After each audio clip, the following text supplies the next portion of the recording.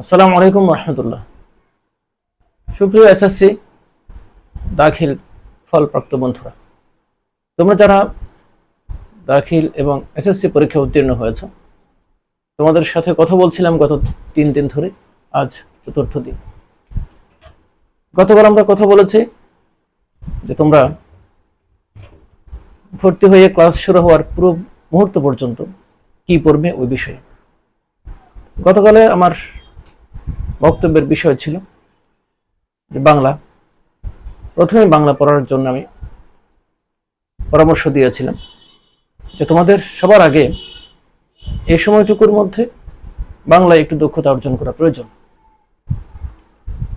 যা কিছু বলেছি গতকাল, এই কথাগুলো মূলত আমরা বলতে পারি তোমাদের বাংলা লিখন দক্ষতা, যেটাকে তোমরা বলো রাইটিং স্কিল, বৃদ্ধিতে অবশ্যই তোমাদের সহায়তা করবে। ইচ্ছে ছিল আজকে ইংরেজি বিষয়ে কথা বলবো, ইংরেজিতে কিভাবে প্রিপারেশন নেবে, ইংরেজি বিষয়ে কি পড়বে, কিন্তু গতকালের বক্তব্য শেষ না হওয়ায় আজ গতকালের বক্তব্যের সম্পূরক বক্তব্য হিসেবে আজকের কথাগুলো বলার চেষ্টা করব। তো প্রথমে আমি বলবো যে বাংলার লেখন দক্ষতা বৃদ্ধিতে আরো কি পড়া দরকার সে বিষয়ে, তারপর বাংলা বিষয়ক আর কি কি তোমাদের দক্ষতা অর্জন করা প্রয়োজন সে বিষয়ে কথা হবে। গতকাল আমি বলেছিলাম তোমাদের একজন অগ্রসর শিক্ষার্থী যে নিজেকে এগিয়ে রাখতে চায়, বর্তমানে যে তীব্র প্রতিদ্বন্দ্বিতা প্রতিযোগিতাপূর্ণ পড়াশোনা, এই প্রতিদ্বন্দ্বিতা আর প্রতিযোগিতায় নিজেকে এগিয়ে রাখতে হলে তোমাদের অবশ্যই একটি বাংলা অভিধান সংগ্রহ করতে হবে। আর সেটির নাম বলেছিলাম বাংলা একাডেমি থেকে প্রকাশিত ব্যবহারিক বাংলা অভিধান। এই অভিধান তোমরা তো অবশ্যই ব্যবহার করবে। তোমাদেরকে গতকাল আমি যে বিষয়গুলো পড়তে বলেছি, যেসব বই পড়তে বলেছি, এইসব বই পড়ার সময় তোমাদের যখন অপরিচিত শব্দ, অচেনা শব্দ আসবে, তখন অভিধান থেকে সেই শব্দগুলো জেনে নেবে। এবং এর পাশাপাশি তোমাদের সরাসরি অভিধান চর্চা করতে হবে। যে কোনো ভাষা শেখার জন্য, যে কোনো ভাষার শব্দ ভাণ্ডার রপ্ত করার জন্য অভিধান চর্চার কোনো বিকল্প নেই, এবং এটি হলো সবচেয়ে নির্ভরযোগ্য পদ্ধতি। কারণ যে কোনো বই আমরা, যে কোনো লেখকের বই আমরা পড়ব, যেসব বই পড়ব সেসব বইয়ের উপর শতভাগ আস্থা রাখা যায় না, কারণ সব লেখকের ভাষা জ্ঞান সমান ঠিক নাও হতে পারে। যেহেতু আমরা মানুষের জ্ঞানের ঘাটতি থাকাটা খুব সহজ, খুব স্বাভাবিক ব্যাপার। আর এই ক্ষেত্রে যে কোনো শব্দের সঠিক শব্দ নির্ণয়, যে কোনো সব ভাষার শব্দের সঠিক শব্দটি, নির্ভুল শব্দটি জানার জন্য অভিধানই হলো সবচেয়ে সেরা বই। এই জন্যে এই ক্ষেত্রেও তোমাদেরকে বাংলা অভিধান সামনে রাখতে হবে, সাথে রাখতে হবে, এবং প্রতিদিন তোমাদেরকে অভিধান পড়তে হবে। এখন অভিধান কিভাবে পড়বে এই বিষয়ে কথা বলছি। প্রথমে একটা হাইলাইটার অথবা অন্তত পক্ষে একটা পেন্সিল তোমাদের হাতে থাকবে, এবং অভিধান তোমার প্রথম পৃষ্ঠা থেকে পড়া শুরু করবে। অভিধান পড়ার সময় তোমাদের অভিধানে যা আছে, শব্দের অর্থ, ব্যবহারিক কতগুলো সেন্টেন্স সেখানে দেখতে পাবে। দেশের অর্থাৎ বাংলা ভাষার বিখ্যাত কবি সাহিত্যিকদের লেখা কিছু বাক্য সেখানে শব্দের ব্যবহার দেখাতে গিয়ে উল্লেখ করা হয়েছে। পাশাপাশি কিছু সেখানে প্রবাদ প্রবচনও আছে, বাগধারা আছে। এসব ব্যবহার, ব্যাপক ব্যবহার সেখানে দেখানো হয়েছে। তোমাদের সবটুকু মুখস্থ করতে হবে না। তোমরা কি করবে? প্রথম কাজ হলো তোমরা পড়ে যাবে, যে কোনো শব্দ তোমরা একবার পড়বে, এবং পড়ার সময় লক্ষ্য করবে সে পঠিত শব্দগুলোর মধ্যে কোন শব্দগুলো তোমাদের পরিচিত, যে শব্দগুলো তোমরা অনেকবার শুনেছ, পড়ার সময় বিভিন্ন বইতে তোমাদের দৃষ্টিতে এসেছে, কিন্তু তোমাদের কাছে শব্দগুলো অর্থ অজানা, শব্দের ব্যবহার তোমাদের কাছে স্পষ্ট নয়। এবং যে শব্দগুলো তোমাদের কাছে চেনা চেনা মনে হবে, যেগুলো তোমাদের অর্থ জানতে আগ্রহ সৃষ্টি হবে, যেগুলো তোমাদের মনে হবে যে এই শব্দগুলো অর্থ জেনে নেওয়া দরকার, সেই শব্দগুলোকে তোমরা মার্ক করে রাখবে, এবং সেই শব্দগুলো একবার, দুইবার, তিনবার পড়ার চেষ্টা করবে। আর অপরিচিত শব্দগুলো একবার পরেই তোমরা সামনে পরবর্তী শব্দের দিকে চলে যাও। এর পাশাপাশি এখানে দেখবে কিছু বাগধারা থাকবে, তারপরে থাকবে প্রবাদ প্রবচন। এই বাগধারা এবং প্রবাদ প্রবচনগুলো অবশ্যই তোমরা আন্ডারলাইন করবে এবং সেগুলো একটাকে 2-3 বার করে পড়ে সামনে এগোনোর চেষ্টা করবে। এর সাথে কিছু বিখ্যাত লেখকদের ব্যবহার, সেখানে ভাষাশব্দের ব্যবহার সেখানে দেখানো হবে। সে ব্যবহারিক দিকটা দেখতে গিয়ে সেখানে যদি তোমাদের লেখকদের কোনো সেন্টেন্স খুব আকর্ষণীয় মনে হয়, যেগুলো তোমার মনে দাগ কাটে, সেগুলো তোমরা আন্ডারলাইন করতে পারো, সেগুলো পরবর্তীতে পড়ার জন্য দাগ দিয়ে রাখো। এইভাবে করে তোমরা প্রতিদিন যার যতটুকু সম্ভব 3-4-5 পৃষ্ঠা বা সম্ভবপর হলে আরো বেশি তোমরা পড়ে পড়ে সামনের দিকে এগিয়ে যাবে। এবং এই অবস্থায় একদিন তোমরা পড়া শেষ করলে দ্বিতীয় দিন পড়ার সময় আবার শুরু থেকে শুরু করবে। শুরু থেকে যে শব্দগুলোতে দাগ দেওয়া আছে সেগুলো কেবল পড়ে সামনে এগোতে থাকবে এবং নতুন শব্দ বা নতুন পড়ায় তোমরা আত্মনিয়োগ করবে, মনোনিবেশ করবে। এইভাবে করে তোমরা সামনের দিকে এগোতে থাকবে, অভিধান চর্চা করতে থাকবে নিয়মিত। তো আমার কথাগুলো আমি আবার স্মরণ করিয়ে দিচ্ছি। আমার কথাগুলো হলো তোমাদের কলেজ বা মাদ্রাসায় ভর্তি হয়ে ক্লাস শুরু হওয়ার পুরো মুহূর্ত পর্যন্ত আমার এই সাজেশনগুলো। এই সময় তোমরা একটু অতিরিক্ত পরিশ্রম করবে বাংলা ভাষায় দক্ষতা অর্জন করার জন্য, বাংলা ভাষায় একটা বিশেষ যোগ্যতা অর্জন করার জন্য। এই সময়টা সর্বোচ্চ জুলাই মাসের শেষ পর্যন্ত হতে পারে। আশা করা হচ্ছে সরকার থেকে যেটা ঘোষণা করা হয়েছে জুলাই মাসের শেষ দিকে পরবর্তী ক্লাসে তোমাদের ক্লাস শুরুর সম্ভাবনা রয়েছে। তাহলে এই সময়ের জন্য আজ আমার এই কথাগুলো বলা হচ্ছে। এই জন্য তোমরা একটু বেশিই পড়বে, যে বইগুলো পড়তে গতকাল বলেছে সেগুলো যতটুকু সম্ভব একটু বাড়িয়ে পড়বে এবং অভিধান চর্চার ক্ষেত্রেও তোমরা একটু বেশি সংখ্যক পৃষ্ঠা প্রতিদিন পড়ার চেষ্টা করবে। এর সাথে আরেকটা বিষয়, গুরুত্বপূর্ণ বিষয় হলো অভিধান চর্চার সময় তোমরা লক্ষ্য করবে ইংরেজিতে যেমনি ভাবে প্রতিটি শব্দের পাশে তার উচ্চারণ লেখা আছে, ঠিক একইভাবে বাংলা অভিধানের মধ্যেও বাংলা শব্দের উচ্চারণ লেখা আছে। খুব লক্ষ্য করে দেখবে যে আমাদের এমন অনেক শব্দ আছে, বাংলা ভাষায় অসংখ্য শব্দ আছে যেগুলো আমরা ভুল উচ্চারণ করি এবং যে শব্দগুলোর উচ্চারণ আমাদের ভুল হয় সেগুলো তোমাদেরকে চিহ্নিত করার জন্য সচেতন থাকতে হবে, সেগুলোতে বিশেষভাবে একটু দাগ দিতে হবে এবং সেই উচ্চারিত শব্দগুলো যেগুলো উচ্চারণ আমাদের ভুল উচ্চারণ করি আমরা, সেগুলো একটু বারবার উঁচু আওয়াজে একটু প্র্যাকটিস করার চেষ্টা করো, 2-3-4 পড়ার চেষ্টা করো। তাহলে এইভাবে করে তোমরা অভিধান চর্চা করো। এই অভিধান চর্চাটা তোমাদের অনেক দিকে সহায়ক হবে। একদিকে লিখন দক্ষতা অর্জনে সহায়ক হবে, নতুন শব্দ শিখবে তোমরা, উচ্চারণ শিখবে, বাগধারা প্রবাদ প্রবচন এগুলো তোমাদের বলার ক্ষেত্রেও তোমাদের সহায়ক হবে, লেখার ক্ষেত্রে তো অবশ্যই। তাহলে এ হলো একটা দিক তোমাদের লেখার দক্ষতা বৃদ্ধিতে সহায়ক হবে এইসব বিষয়গুলো।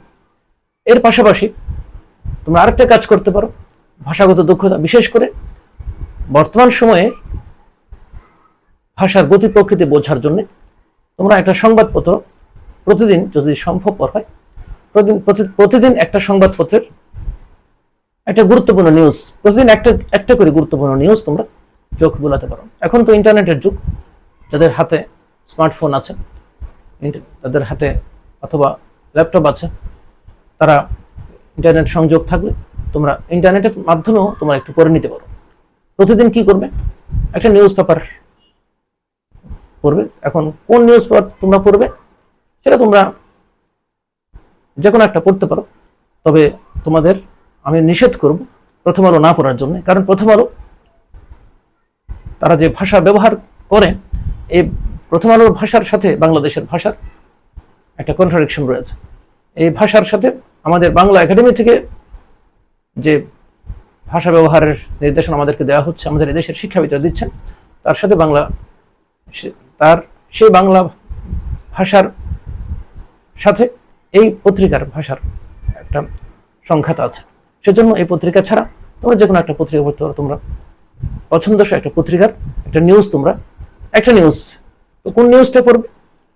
তোমরা অবশ্যই একটা গুরুত্বপূর্ণ নিউজই পড়বে। প্রতিদিনের পত্রিকা, সেটা হার্ড কপি কপি কিংবা ইন্টারনেট কপি, যে কপি হোক, তোমরা সেখানে পত্রিকা হাতে নিয়ে অথবা ব্রাউজ করার মাধ্যমে তোমরা দেখবে যে পত্রিকার যে শিরোনামগুলো, প্রধান শিরোনাম যেগুলো খুব বড় আকারে পূর্ণ পৃষ্ঠায় থাকে বা অর্ধ পৃষ্ঠায় যেগুলো খুব বড় আকারে হেডলাইন আকারে আসে, সেগুলোর কোনো একটা বেছে নিয়ে একটা নিউজ তোমরা পড়লে।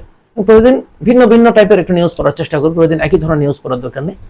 এভাবে করে করে তোমাদের নতুন কিছু শব্দ তোমাদের আয়ত্তে আসবে, শব্দ ভান্ডার তোমাদের বৃদ্ধি পাবে। এই দিকটা তোমাদের জন্য খুব গুরুত্বপূর্ণ। আরেকটা দিক হলো, এবং সবচেয়ে গুরুত্বপূর্ণ দিক হলো, যেটা আমাদের সবচেয়ে বেশি প্রয়োজন, কিন্তু আমাদের এদেশে এই সিস্টেমটি কোনো প্রয়োগ নেই, প্র্যাকটিস নেই। একজন মানুষ তার প্রকাশ ঘটে কথা বলার মাধ্যমে, অন্যের সাথে ভাব বিনিময়ের মাধ্যমে তার প্রকাশ ঘটে। আর আমি এতক্ষণ যা বলেছি, লেখন দক্ষতা বৃদ্ধি, এটা তোমার মূলত প্রধানত তোমার পরীক্ষার খাতায় নম্বর পাওয়ার ক্ষেত্রে তোমার প্রধান সহায়ক হবে। কিন্তু তুমি নিজেকে উপস্থাপনের জন্য, নিজের ব্যক্তিত্ব, নিজের যোগ্যতা আরেকজনের কাছে তোমার উপস্থাপনের জন্য, বলা চলে তোমার যোগ্যতা প্রমাণের সবচেয়ে প্রধান মাধ্যম হলো তোমার ভাব প্রকাশ, কথা বলা। এই দিকটিকে তোমাদেরকে অত্যন্ত গুরুত্ব দিতে হবে, যেটাকে আমরা ইংরেজিতে বলি স্পোকেন মডিউল, যেটাকে বলি কথা বলার। যেটা আমরা যেহেতু বাংলা ভাষায় কথা বলতে পারি, সেজন্য আমরা আসলে কোথায় কোথায় ভুল করছি এটি আমাদের মনেও থাকে না। আমরা যেহেতু বলতে পারি এবং অন্যের কথা বুঝতেও পারি, এ কারণে আমাদের বাংলা ভাষার ব্যবহার নিয়ে খুব বেশি মাথা ব্যথা নেই। কিন্তু আমার বক্তব্য হলো, যারা এগিয়ে থাকতে চায়, নিজেদেরকে তীব্র প্রতিযোগিতামূলক বিশ্বে নিজেদেরকে সবার শীর্ষে তুলে ধরতে চায়, নিজেদেরকে সর্বাগ্রে এগিয়ে রাখতে চায়, তাদের জন্য এজন্য আমার এই কথাগুলো তাদের জন্য খুব বেশি প্রয়োজন আমি মনে করি, তাদেরকে ফলো করা উচিত। এখন এই স্পোকেন মডিউল, যেটা বলার ভঙ্গি, বলার স্টাইল, বলার যোগ্যতা বৃদ্ধিতে তোমরা কি প্র্যাকটিস করবে, এর জন্য অবশ্যই তোমাদেরকে প্রথমে শুনতে হবে। আমরা যেমনিভাবে ইংরেজি বলার দক্ষতা অর্জনের জন্য আমরা যেটা লিসনিং মডিউল ফলো করতে বলি, লেখা শোনার জন্য যে শুনতে বলি আমরা, এখন শোনার ক্ষেত্রে কি শুনবে তোমরা? তোমাদেরকে অবশ্যই শুদ্ধ সাউন্ডগুলো শুনতে হবে, শুদ্ধ শব্দ, শুদ্ধ সেন্টেন্সের ব্যবহারই তোমাদের শুনতে হবে, আর সেটা হলো বাংলা। এখন আমাদের দেশে যারা সংবাদ পাঠক রয়েছে বিভিন্ন মিডিয়াতে, রেডিওতে, টেলিভিশনে বা বিভিন্ন মিডিয়াতে, এখন তো যে আরেকটা মিডিয়া আমাদের পকেটে পাওয়া যায়, যে মিডিয়াটা, যেটাকে ইউটিউব বা ফেসবুক যেভাবে আমরা বলি না কেন, এই মিডিয়ার মাধ্যমে, এক কথা ইন্টারনেটের মাধ্যমে যে মিডিয়া আমাদের পকেটে চলে এসেছে, সামাজিক যোগাযোগ মাধ্যম এবং ইউটিউবারের মাধ্যমে, এখানে সবার বক্তব্যগুলো কিন্তু আমরা শুনবো না। সবার কথা শুনলে আমরা ওখান থেকে আমরা শুদ্ধতা প্রাপ্ত করার সুযোগ আমরা পাবো না। এই জন্য আমাদেরকে বেছে নিতে হবে আমরা কাদেরগুলো শুনবো। এই ক্ষেত্রে আমরা বাছাই করব, বিশেষ করে যারা টেলিভিশনের সংবাদ পাঠক রয়েছে, এই টেলিভিশনের সংবাদ পাঠকদের সংবাদ আমরা প্রতিদিন অন্তত একটা সংবাদ শোনার চেষ্টা করব, তোমরা চেষ্টা করবে, এবং সেই সংবাদ শোনার সময় একটু মনোযোগের সাথেই শুনতে হবে তারা প্রতিটি শব্দ কি করে উচ্চারণ করছে, তাদের উচ্চারণ, স্টাইল, ভঙ্গি, প্রতিটি ধ্বনি, প্রতিটি শব্দ তারা কি করে উচ্চারণ করছে, এই বিষয়টিকে অত্যন্ত গুরুত্বের সাথে খেয়াল করতে হবে, কান দিয়ে শুনতে হবে। এবং শুধু শুনলেই কিন্তু দায়িত্ব শেষ হবে না। আমরা যেমনিভাবে আমাদের মাতৃভাষা শেখার জন্য আমরা মা বাবার কাছে, পরিবারের সদস্যদের কাছে শুনে শুনে আমরা কথা বলতে শিখে ফেলেছি, এখন আমাদের কাজ হবে সেই শেখা শব্দগুলো, বাক্যগুলো মধ্য থেকে আমরা কোন শব্দ, কোন বাক্য আমরা ভুল ব্যবহার করছি, সেগুলো আমরা শুদ্ধ রূপটা খুঁজে আমাদের বের করতে হবে। এবং সেটুকু ছেঁকে বের করার একটা ভালো উপায় হলো সংবাদ পাঠকদের সংবাদ শোনা। এই সংবাদ পাঠকদের সংবাদ শোনার মাধ্যমে আমরা শুদ্ধ শব্দের আমরা সাউন্ড আমরা শুনতে পারবো, বুঝতে পারবো, আমাদের খুঁজে নিতে হবে, বের করে নিতে হবে। এখন খুঁজে নেওয়ার পর যত আমরা খুঁজে নেই কেন, আমাদের খুব বেশি কাজ দিবে না যতক্ষণ পর্যন্ত আমরা এটাকে ব্যবহারে আনবো না। ব্যাপারটা এরকম, আমরা অনেক সময় আমাদের দেশের ছেলেদের স্পোকেন ইংলিশের প্রতি একটা ঝোঁক রয়েছে, তারা স্পোকেন ইংলিশ শিখতে চায়, কত কোর্স তারা করে বিভিন্ন রকমের। কিন্তু এই কোর্সগুলো বেশিরভাগ স্টুডেন্টদের দেখা যায় খুব বেশি কাজ দেয় না, তারা কোর্সের পর কোর্স শেষ করছে কিন্তু তারা স্পোকেনে দক্ষ হচ্ছে না। এর কি কারণ? তারা কেবল থিওরি শেখে, তারা কেবল কোর্স শেষ করে, কিন্তু এই কোর্সের যে মূল লক্ষ্য, এই কোর্সের যে মূল কথা, যে প্র্যাকটিস করা, সেই প্র্যাকটিসটা আমরা সংকোচবশত কিংবা আমরা এটাকে গুরুত্ব কম দেওয়ার কারণে অথবা সে পরিবেশ আমরা তৈরি করতে না পারার কারণে আমাদের দেখা যায় প্র্যাকটিস আমাদের হয়ে ওঠে না। আমরা কেবল কোর্সের পর কোর্স করি আর আমাদের ইংরেজি বলতে আমরা আগের মতো ব্যর্থ থেকে যাই, আমরা অসমর্থ থেকে যাই, আমাদের নিজেদেরকে দক্ষ করে তুলতে পারি না। ঠিক এখানেও শুদ্ধ বাংলা বলার জন্য আমি যেমনি ভাবে সংবাদ শোনার জন্য বলবো, এই সংবাদ শুনে শুদ্ধ শব্দ ব্যবহারগুলো শুনে এবার আমাদেরকে শুদ্ধ শব্দে ব্যবহার আমাকে প্র্যাকটিস করতে হবে। এবং এই প্র্যাকটিসের জন্য সবচেয়ে যেটা প্রয়োজন সেটা হলো, সবার চেয়ে বড় প্রয়োজন বা এটা প্র্যাকটিস করার সবচেয়ে বড় জায়গা হলো নিজের পরিবারের সাথে। এখন নিয়ম করে নিতে হবে আমরা পরিবারের সদস্যদের সাথে, অন্তত একজন মেম্বারের সাথে, ছোট ভাই বোনের সাথে, অথবা যে কারো পরিবারের যে কোনো একজন মেম্বারের সাথে, সবার সাথে হলে তো সবচেয়ে ভালো। আর তা না হলে অন্তত একজন সদস্য, পরিবারের একজন সদস্যকে ঠিক করে নিতে হবে যে আমি আর তুমি সবসময় আমরা এই স্ট্যান্ডার্ড ল্যাঙ্গুয়েজে কথা বলবো। আমরা কখনো আঞ্চলিকতা ব্যবহার করব না। আমরা আঞ্চলিক, আপাতত আমাদের ভাষার উন্নতির জন্য আমরা আঞ্চলিক শব্দ, আমরা আঞ্চলিক ভাষার আঞ্চলিক ব্যবহার বর্জন করে আমরা স্ট্যান্ডার্ড ল্যাঙ্গুয়েজ ব্যবহার করার চেষ্টা করব। একই সাথে কেবল ঘরে একজন পরিবারের সদস্যের সাথে বললে হবে না, এবং ঘরের বাইরে সর্বত্র যে যাই বলুক চেষ্টা করতে হবে সবার সাথে, সে দোকানদার, রিক্সাওয়ালা থেকে শুরু করে আমরা যখন যেখানে প্রতিষ্ঠানের বন্ধুদের সাথে, সব ক্ষেত্রে সবার সাথে আমাদের ওই শুদ্ধ শোনা শব্দগুলোকে আমাদের ব্যবহারের ক্ষেত্রে প্রয়োগ করতে হবে। এইভাবে যদি প্রয়োগ করা যায় তাহলে খুব কম সময়ের মধ্যে, কয়েক মাসের মধ্যে নিজের পরিবর্তন তোমরা লক্ষ্য করবে এবং ধাপে ধাপে তোমরা আস্তে আস্তে এর উন্নতি তোমরা নিজের চোখে দেখতে পাবে এবং তোমাদের দক্ষ হয়ে তোমরা বলার দক্ষতা তোমাদের মাঝে অবশ্যই বৃদ্ধি পাবে। এবং বলার দক্ষতা বৃদ্ধি করার ক্ষেত্রে আরো কিছু ব্যাপার আছে এবং সেটার ফাউন্ডেশনটা হলো আসলে এই বলার দক্ষতা বৃদ্ধির মূল যে জায়গাটা, সেটাও একটু বলে দেই। সেটা আগে বলা দরকার ছিল, আমি একটু পরে বলছি। সেটা হলো কি, বাংলা ভাষার যে বর্ণগুলো আছে, স্বরবর্ণ এবং ব্যঞ্জন বর্ণ, অর্থাৎ আমাদের যে বর্ণমালা আছে 50টা, এই বর্ণমালার মধ্যে মূলত ব্যঞ্জনগুলো, স্বরবর্ণ তো ব্যঞ্জনের সাথে যুক্ত অবস্থায় আমরা ব্যবহার করি, আমাদেরকে মূলত ব্যঞ্জন বর্ণগুলোই, এই যে 39টা ব্যঞ্জন বর্ণ আছে, এই ব্যঞ্জন বর্ণগুলোর শুদ্ধ উচ্চারণ আমাদের সবার আগে প্র্যাকটিস করতে হবে। এবং সেই প্র্যাকটিসটা কি করে করব? আমরা নিজে নিজে করতে পারি কোনো শিক্ষক ছাড়াই। সেটা হলো আমাদেরকে এই বর্ণগুলো উচ্চারণ, যেমন ক, এরপর খ, অর্থাৎ দ্বিতীয় যে ধ্বনিটা এই বর্গীয় বর্ণের মধ্যে, দ্বিতীয় ধ্বনিটা হলো মহাপ্রাণ, এটাকে একটু বাতাসের চাপ দিয়ে উচ্চারণ করতে হয়।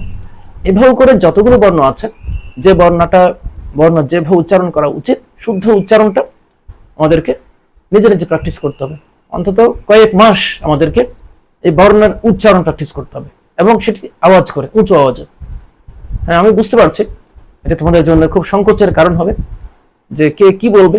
তোমাদের ছোট ভাই বোন থাকলে তারা আবার মনে করতে পারে যে আমার ভাইয়া বা আপু আবার কি সমস্যা হলো তার, সে এসএসসি পাশ করে, দাখিল পাশ করে পড়াশোনা সব ভুলে গিয়েছে মনে হয়, সে আবার সরে সরে পড়তে শুরু করেছে। মহা বিপদের কথা। তারা হয়তো রীতিমতো টেনশনে পড়ে যেতে পারে তোমাকে নিয়ে, কিন্তু কিছুই করার নেই। এই বিষয়টি তোমাদের রপ্ত করতে হবে নিজের প্রয়োজনে দরজা বন্ধ করে করতে হবে, অথবা ছাদে গিয়ে, অর্থাৎ যদি সংকোচের কোনো কারণ থাকে তাহলে তোমার একাকী বসে হলো তোমাকে প্র্যাকটিসটা করতে হবে। তবে সবচেয়ে মজার বিষয় হলো, আমার নিজের অভিজ্ঞতা হলো যে আমি এই প্র্যাকটিসগুলো করেছি আরো পরে অনার্সে ভর্তি হওয়ার পর। অনার্সে আমি আমার এই স্বরবর্ণ ব্যঞ্জন বর্ণ প্র্যাকটিস করেছি। ঠিক একই কথা আমি দরজা বন্ধ করে করতাম, বাসার ছাদে চলে যেতাম, অথবা গ্রামে যখন ছিলাম তখন, গ্রামে থাকলে তখন একটু ঘর থেকে বাইরে গিয়ে একটু যেন কেউ কম শুনতে পায়, এইভাবে করে একাকি করে প্র্যাকটিস করার চেষ্টা করতাম, এবং সেই চেষ্টার ফল আমার মনে হয়েছে আমি পেয়েছি। এবং আমার বলার দক্ষতা, আমার উচ্চারণ দক্ষতা আমার বৃদ্ধি পেয়েছে। সেটা আমি নিজে হাতে নাতে পেয়েছি। তো যাই হোক, তোমাদেরকে এই বর্ণমালার প্র্যাকটিসটা, উচ্চারণটা করতে হবে। আরেকটা কাজ তোমাদের এই বলার শুদ্ধ উচ্চারণ রপ্ত করার জন্য করতে হবে। সেটা কি? প্রতিদিন কবিতা এবং গদ্য থেকে পাঠ করতে হবে নিজে। বেশি না, খুব বেশি করার দরকার নেই আপাতত। প্রথমত বর্ণমালার প্র্যাকটিস যখন হয়ে যাবে, উচ্চারণ আওয়াজ করে করে যখন বর্ণগুলো প্র্যাকটিস করবে, উচ্চারণ প্র্যাকটিস করা শেষ হবে, বর্ণের উচ্চারণ প্র্যাকটিস শেষ হবে। অথবা এট এ টাইম করতে পারো যে তোমাদের গদ্য থেকে অন্তত এক পৃষ্ঠা ধৈর্য না করলে অন্তত 1 প্যারা বা 2 প্যারা আওয়াজ করে করে গদ্য, যে কোনো গদ্য বই নিয়ে, যে কোনো প্রবন্ধ হাতে নিয়ে দেখে দেখে আওয়াজ করে করে উঁচু আওয়াজে খুব খেয়াল করে করে প্রতিটি বর্ণকে চাপ দিয়ে দিয়ে স্ট্রেস নিয়ে পড়া গদ্য। এবং একটা কবিতার অন্তত হয়তো একটা কবিতা বা একটা কবিতা থেকে 1 পৃষ্ঠা এভাবে করে, তাও খুব ধীর গতিতে, তাড়াহুড়ো করা চলবে না, ধীর গতিতে খুব সময় নিয়ে আস্তে আস্তে করে প্রেশার দিয়ে দিয়ে স্ট্রেস দিয়ে দিয়ে বর্ণগুলোর উপর যদি প্র্যাকটিস করা হয়, দেখবে 1 মাস পর 2 মাস পর তোমার উন্নতি তুমি লক্ষ্য করবে। তুমি দেখতে হবে।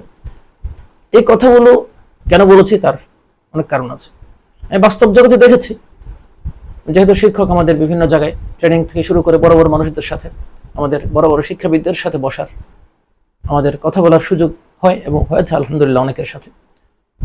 তো সেখানে আমরা দেখেছি অনেক লোককে আমরা দেখেছি যারা অনেক বড় বড় ব্যক্তিত্ব, অনেক বড় বড় পদের ব্যক্তি, অনেক গুরুত্বপূর্ণ পদে অধিষ্ঠিত, কিন্তু যখন কিছু বলতে যান তখন তাদের শব্দচয়ন, শব্দের উচ্চারণ রীতিমতো আমাদের হাসির খোরাকে পরিণত হয়েছে। অর্থাৎ তাদের এই শব্দচয়ন, শব্দের উচ্চারণ আমাদের মাঝে মাঝে যে আমাদের ভাবতে বাধ্য করতো যে লোকগুলো আসলে কি পড়াশোনা করছে। অর্থাৎ যে লোকটা বাংলায় শুদ্ধ করে উচ্চারণ করতে পারে না, শুদ্ধভাবে শব্দ বাক্য বলার যার যোগ্যতা নেই, সে লোকটা আবার উচ্চশিক্ষিত বড় পদের আসীন কি করে হয়, এরকম একটা কথা মাঝে মধ্যে মাথায় চলে আসে। অর্থাৎ এই বিষয়টি অত্যন্ত লজ্জাজনক। একজন উচ্চশিক্ষিত মানুষ যখন শুদ্ধ বাংলা উচ্চারণ করতে পারেন না, শুদ্ধ সেন্টেন্স বলতে পারেন না, শুদ্ধ বর্ণের উচ্চারণ যার জানা নেই, এটি তার জন্য যে কত বড় বিড়ম্বনা সেটা এখন বুঝবে না। যখন এরকম কোনো পরিস্থিতির মধ্যে নিজে পতিত হবে তখন বুঝতে পারবে, তখন আর কিছুই করার থাকবে না। এবং আরো একটা কথা বলে রাখি যে এই বিষয়টি এজন্য দরকার, যখন পড়াশোনা শেষ করবে তখন ইন্টারভিউ, যখন ভাইবা বোর্ড যখন ফেস করতে যাবে, তখন তোমাকে এই বিষয়টি হয়তো এগিয়ে রাখবে। তোমার উচ্চারণ, তোমার বলার ধরন, বাক্য, শব্দ প্রয়োগ, যখন তোমার উচ্চারণগুলো যখন চমৎকার হবে, তখন অবশ্যই তুমি অন্যের চেয়ে এগিয়ে থাকবে, বরাবর এগিয়ে থাকবে। আর অনেকে খুব ভালো রেজাল্ট, হয়তো একেবারে ক্লাসে সেরা, বিশ্ববিদ্যালয়ের সেরা হওয়ার পরেও দেখা যাবে তার এই শব্দ চয়নের ঘাটতির জন্য, দুর্বলতার জন্য, ভুল উচ্চারণের জন্য সে হয়তো ভাইবা বোর্ড তোমার চেয়ে খারাপ করবে, তুমি সেখানে এগিয়ে থাকবে। সবচেয়ে গুরুত্বপূর্ণ। তো যাই হোক, আমরা বাংলা ভাষার প্র্যাকটিসের জন্য তোমাদের কোন কোন দিকগুলো আপাতত তোমরা লক্ষ্য রাখবে, এই বিষয়টি আমরা আজকে বললাম। তো আমরা পরবর্তী দিন, আগামীকাল ইনশাআল্লাহ তাআলা আমরা বলার চেষ্টা করব তোমাদের ইংরেজি বিষয়ে তোমাদের কি পড়াশোনা করবে, কিভাবে প্র্যাকটিস করবে। আজ এ পর্যন্ত। আসসালামু আলাইকুম ওয়া রাহমাতুল্লাহি ওয়া বারাকাতুহু।